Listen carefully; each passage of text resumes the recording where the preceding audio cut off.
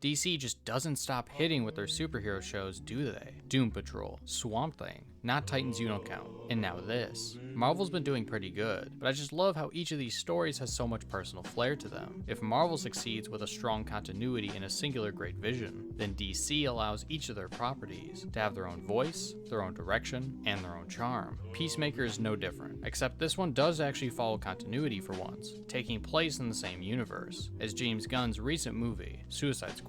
So far, only the first 3 episodes are out. I'm not exactly sure where the plot is heading, in a good way, but I do know that there is a lot of great character work here. John Cena as Peacemaker is amazing, and while his more one-note version from the movie was good, the expansion of his character here is so much better. The conflicts he has with his dad, and the legacy of racism, misogyny, and all-around prejudice are something he is really struggling over. Unraveling the indoctrination and environment he grew up in is super unique for this type of story. They are taking the idea of redeeming him seriously, but like the title of this video suggests, there is something more to it. Villains in general tend to get fleshed out less than heroes. Of course, learning why they do what they do and what kind of character they are is shown, but they are never shown like this. The bar and restaurant scenes with Peacemaker having to directly take flack for his ideologies, treating women like they're helpless, having at least a light racist background. The issues are all here. He even follows traditional gender roles so much that he begins to break down when he starts to question his own ideals, thinking himself weak for failing to live up to them. The comedy really pulls all these themes together, without losing the emotional weight of the various scenes. When Peacemaker is reflecting in his trailer while crying, a guy he's known for years, Vigilante,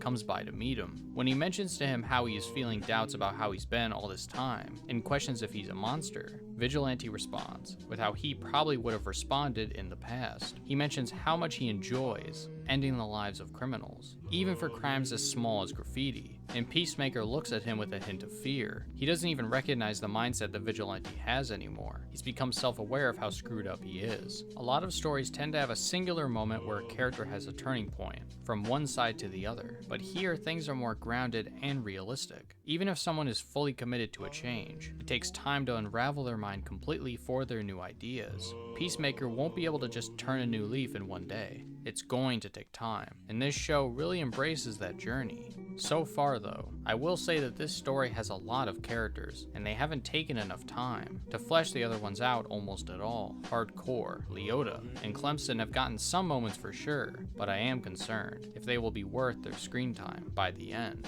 In Suicide Squad, some of these characters were in the background and didn't need much characterization, but here they are taking a more central role. It's not that big of a deal yet, but by the end, I was left wondering why they were on screen so much without having their characters explored very much. Hardcore though is a fun character to see, and the moments she gets were great additions. Vigilante as well is also a fun character, who has a I just walked on set kind of effect, which oddly enough works here. He always feels out of place everywhere he goes, and the main characters reflect that. The only other thing I'm curious about is the overall plot, because while I'm perfectly okay with a show that's mainly about the characters and their own personal adventures, I feel like they're setting up for some major events to occur soon. In particular, I'm looking forward to what happens with Peacemaker's dad, who seems to be a popular symbol for white power, based on how other prisoners treat him. What did you think of Peacemaker so far? What do you hope they will explore more? And what surprises do you think we will see? Let me know in the comments below. And if you haven't already, subscribe. It costs nothing, and you can always unsubscribe later on if you want. I hope to see you next time.